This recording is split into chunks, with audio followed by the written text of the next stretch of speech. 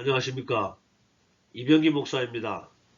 지금부터 성주 산중교회 1월 5번째 주일 온라인 예배 말씀 부분만 편집해서 방송하겠습니다.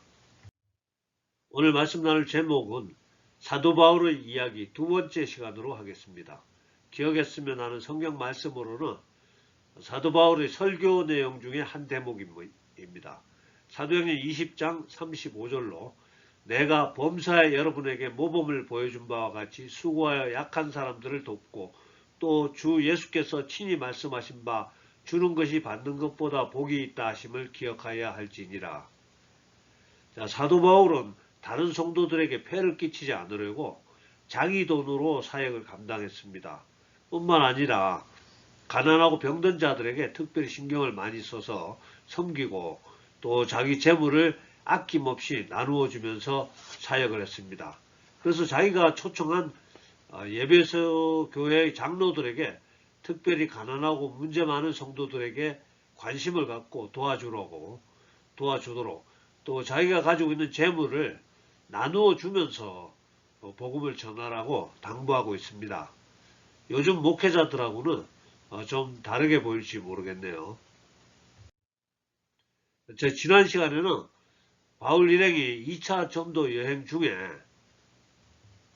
고린도에서 머물던 시기에 일어났던 일들을 마지막으로 소개했습니다. 그곳에서 교회를 지극정성으로 섬기게 되는 브리스길라와 아굴라 부부를 만나게 되죠. 교회를 잘 섬기는 대표적인 모델로 여겨지는 부부입니다.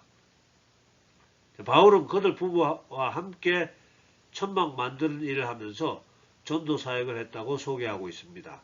그리고 바울 일행은 그곳에서 고린도에서 1년 6개월간 머물면서 일하고 전도하고 가르치면서 사역을 하게 됩니다.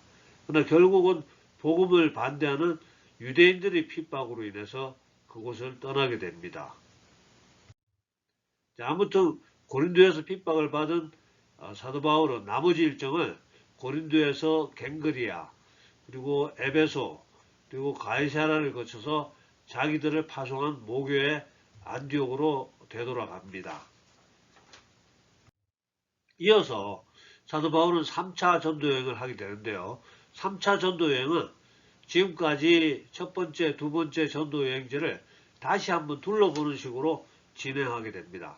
먼저 바울은 육로로 에베소에 가게 됩니다. 바울은 그곳에서 일단은 예수 믿는 사람들에게 질문을 하나 하게 되는데요. 사도행전 19장 2절로 너희가 믿을 때 성령을 받았느냐? 그들이 이르되 아니라 우리는 성령의 계심도 듣지 못하였노라. 자, 에베소에 있던 예수 믿는 사람들은 아볼로라는 성경에 능통한 지금으로 말하면 말씀파 목회자에게 가르침을 받은 사람들이었습니다.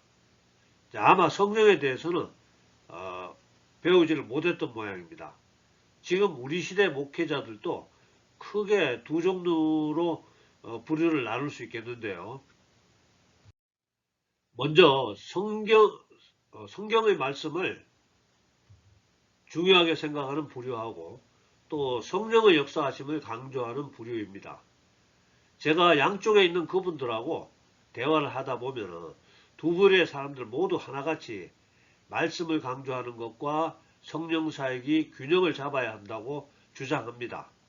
그러나 균형을 잡아야 한다고 말하면서도 한 부류는 성경 말씀을 또 다른 부류는 성령을 계속해서 강조합니다. 즉 말씀파도 또 성령파도 양측 모두 자기 자신은 균형을 잘 잡고 있다는 뜻입니다. 그러면서 다른 쪽 사람들이 균형이 없다고 말하고 있습니다. 자, 아무튼 이야기를 계속 해보겠습니다. 바울이 성령에 대해서 잘 모르는 에베소 교인들에게 다시 세례를 베풉니다. 그리고 그들이 머리에 안수를 합니다.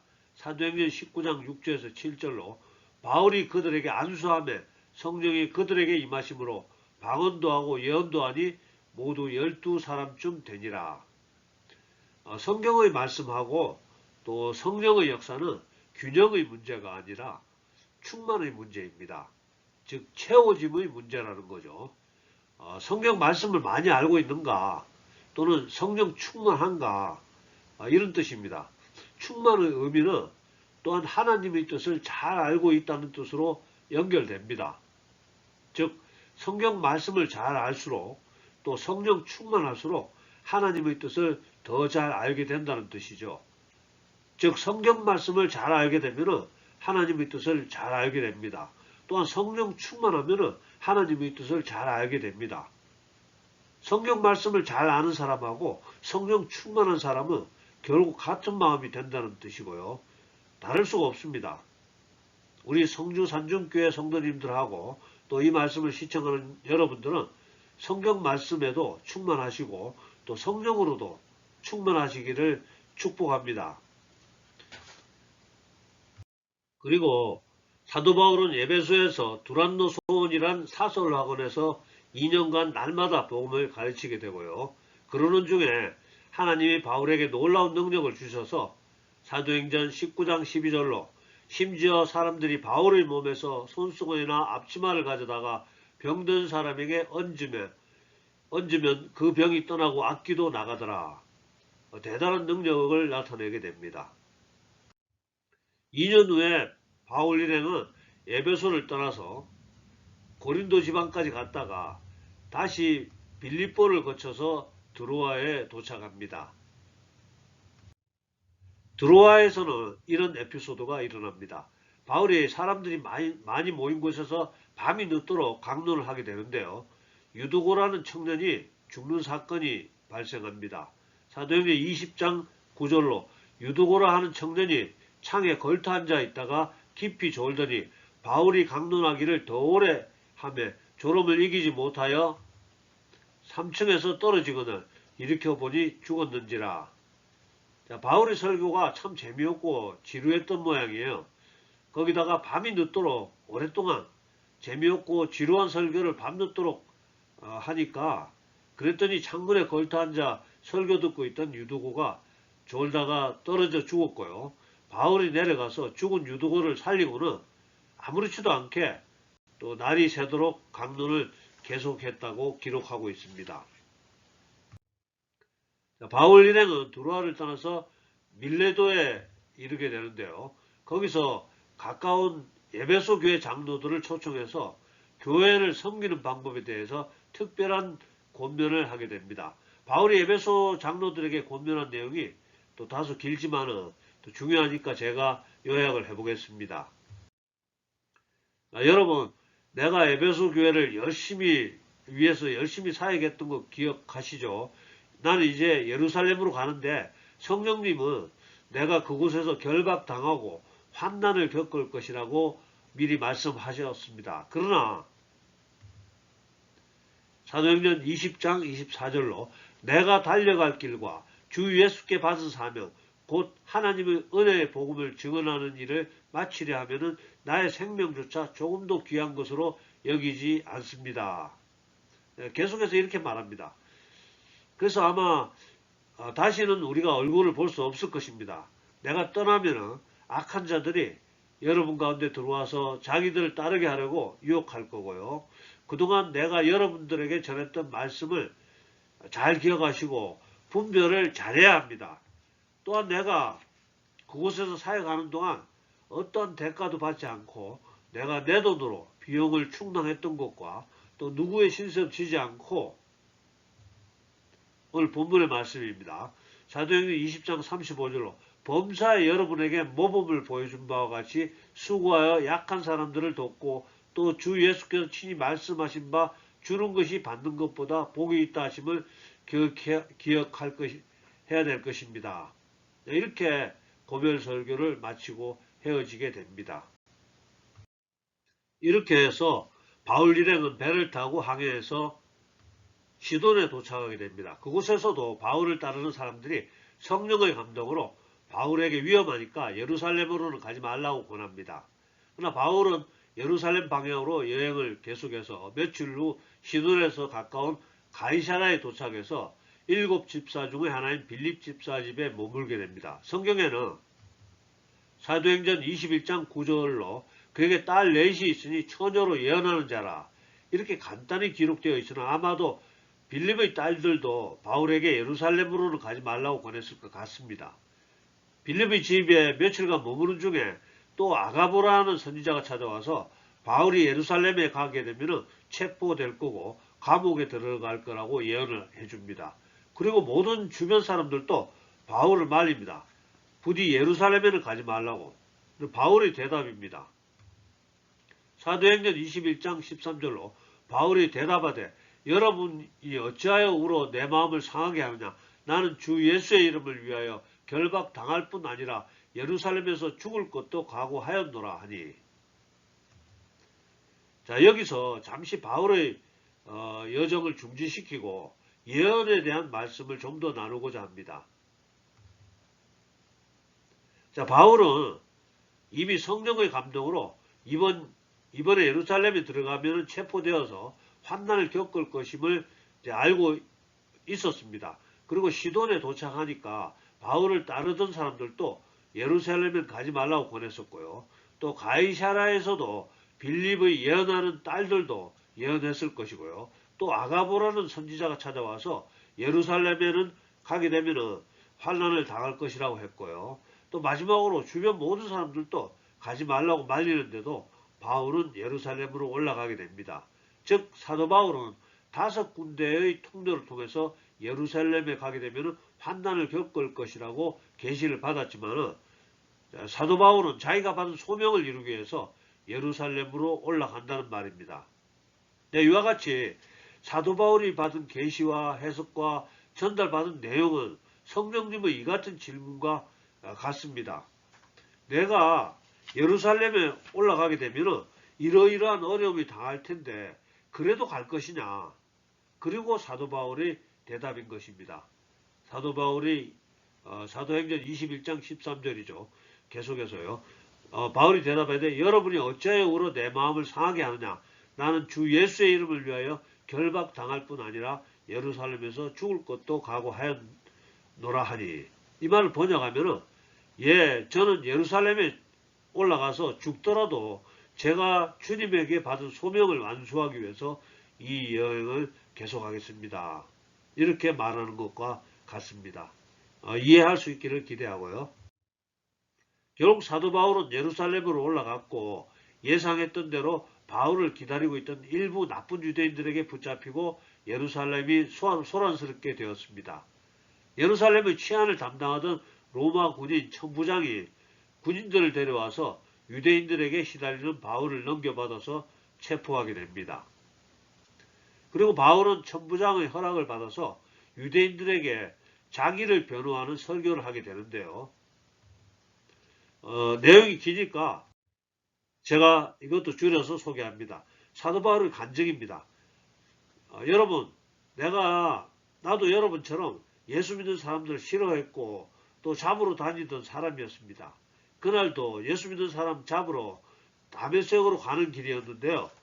그런데 갑자기 하늘로부터 큰 빛이 나를 둘러 비치고 큰 소리가 나기를 사도행전 22장 7절에 내가 땅에 엎드러져 들으니까 소리가 있어 이르되 사울아 사울아 내가 왜 나를 박해하느냐 하시거늘 내가 놀래가지고 당신 누구요 하니까 나는 내가 박해하는 예수니라 하는 음성이 들었습니다. 그리고 나는 너무 밝은 그 빛 때문에 봉사가 되고 다른 사람의 안내를 받아서 다메섹으로 올라갔습니다. 그리고 며칠 후에 아나니아란 예수 믿는 사람이 와서 안수를 하니까 그때서야 내 눈이 고침을 받고 그 예수님의 명령을 듣게 되었습니다. 이런 식으로 간증을 하는데 유대인들은 도끼가 서리고 또 막 죽이자고 소리 지르기 시작합니다. 질서를 책임진 천부장이 다시 부하 군인들에게 명령을 해서 바울을 자기 부대의 영내로 데리고 들어가게 됩니다. 다음 날은 유대인들의 공회에서 이제 신문을 받게 되고요. 또 로마 군인 천부장의 부대로 돌아와서 보호를 받게 됩니다. 그날 밤에 주님의 계시가 바울에게 임하게 됩니다. 사도행전 23장 11절로 그날 밤에 주께서 바울 곁에 서서 이르시되 담대하라 내가 예루살렘에서 나의 일을 증언한 것 같이 로마에서도 증언하여야 하리라 하시니라. 자, 지금까지는 바울은 자기 돈과 자기 발로 전도 여행을 다녔었지만 이제 지금부터는 로마로 가는 전도 여행은 비록 제수의 신분이기는 하지만 로마 당국에서 제공하는 운송 수단하고 또 로마 군인들의 보호를 받으면서 이제 가게 될 것입니다. 천부장은 유대인들이 바울을 죽이려고 하기에 수많은 병력을 딸려서 총독이 있는 가이사라까지 이동시킵니다. 사도행전 23장 23절로 백부장 둘을 불러 이르되 밤 제3시에 가이사라까지 갈 보병 200명과 기병 70명과 창병 200명을 준비하라 하고, 자, 바울 한 명을 위해서 470명의 로마 군인이 호위합니다. 거의 황제를 호위하는 수준이네요. 이렇게 해서 바울은 가이사라에서 로마 총독의 보호를 받으며 감금되게 됩니다. 오늘은 여기까지 하고요. 오늘은 사도 바울의 2차 전도 여행의 마지막 부분하고 또 3차 전도 여행하고 또 3차 전도 여행 다녀오는 과정에서 일어났던 여러 가지 에피소드와 또 예루살렘에 도착해서 겪게 되는 고난을 소개했습니다. 기억해야 할 본문의 주제로는요, 사도행전 20장 35절로 내가 범사에 여러분에게 모범을 보여준 바와 같이 수고하여 약한 사람들을 돕고 또 주 예수께서 친히 말씀하신 바 주는 것이 받는 것보다 복이 있다 하심을 기억하여야 할지니라. 자, 우리들이 교회에서 어떻게 하나님 일에 동참해야 하는가에 대한 기본 자세라고 보면 되겠습니다. 먼저 교회 내에서 우리가 가난한 자, 병든 자, 또 성질 고약한 자, 이런 사람들처럼 보통 사람들이 싫어하는 사람들에게 좀 친절하게 베풀어주는 자세가 필요한 것 같고요. 또 우리가 교회에서 교인들에게 사랑을 받는 것, 또 아니면은 어떤 혜택을 받는 것보다는 오히려 내 것을 나누어 주는 자세, 도와주는 자세, 그런 자세가 필요하다고 말씀하는 것 같습니다. 또 오늘 말씀 중에 한 가지 더 흥미로운 주제로는요, 성경 말씀을 중요하게 생각하는 거, 그거하고 또 성령의 역사를 중요하게 생각하는 것은 균형을 맞추는 것이 아니고, 그게 핵심이 아니고요. 성경 말씀도 충만해야 하고 또 성령도 충만해야 한다는 것을 소개했습니다. 우리 모두 성경 말씀에도 잘 이해를 하시고 또 성령도 충만함으로 해서 하나님의 뜻을 잘 분별하고 또 악한 자들에게 미혹당하지 않고 오히려 이 땅에서 사는 동안에 하나님 나라를 위해서 즉 아름답고 행복한 세상을 만들어 가는데 조금이라도 쓰임 받을 수 있기를 기도하겠습니다. 거룩하시고 위대하신 아버지 하나님, 오늘도 사랑하시는 주의 자녀들 택하여 주시고 불러주시고 함께 예배 드릴 수 있음을 감사드립니다. 오늘 사도 바울의 이야기를 계속해서 말씀 나누게 되었습니다. 오늘날 정말 모범적인 교회 지도자들 만나보기 어려운 시대를 살아가는 우리에게 사도 바울처럼 훌륭한 하나님의 사역자도 있음을 알게 되어 감사합니다. 오늘 말씀 들었던 우리들도 사도 바울처럼 진심으로 형제 자매 교인들을 사랑하며 또 특별히 약하고 가난한 자들, 교회에서 사람들에게 인정받지 못하는 자들에게 마음을 주며 또 우리의 재물이라도 또 좀 더 나누어 줄 수 있는 그런 너그러운 마음 갖게 해 주시옵소서. 아버지 하나님, 하나님 말씀을 사모하는 마음도 들게 해 주셔서 하나님 뜻을 잘 분별하게 해 주시옵시고 또 온갖 미혹이 하나님의 백성을 유혹하는 이 시대에서 미혹당하지 않도록 속임당하지 않도록 하나님의 뜻을 잘 분별해서 이 땅에 하나님 나라가 세워지고 확장되어 나가는데 우리가 쓰임받을 수 있게 해 주시옵소서. 또한 성경 말씀만 잘 이해할 뿐 아니라 또 성령으로도 충만해서 능력 있는 하나님의 백성이 되게 해 주시옵소서. 우리가 하나님 알지 못하는 사람들에게 손가락질 받지 않도록 우리가 하나님의 영광을 나타내는 자들로 살아갈 수 있도록 성령으로 기름 부어 주시옵소서. 우리가 죽은 조상들에게 제사 지내는 사람들에게 하늘의 지혜를 전하며 우리 하나님의 위대하심을 당당하게 자랑할 수 있도록 주의 백성들에게 복의 복을 더하여 주시옵소서. 지금은 우리 구주 예수님의 은혜와 아버지 하나님의 극진하신 사랑과 성령님의 감동, 감화, 교통하심이 오늘 예배에 참석한 우리 모두에게 또 우리들의 가정과 일터와 성민은 교회 위에 지금부터 영원토록 함께하여 주시옵기를 간절히 축원하옵나이다. 아멘. 네, 감사합니다. 할렐루야. 네, 다음 주에 뵙겠습니다.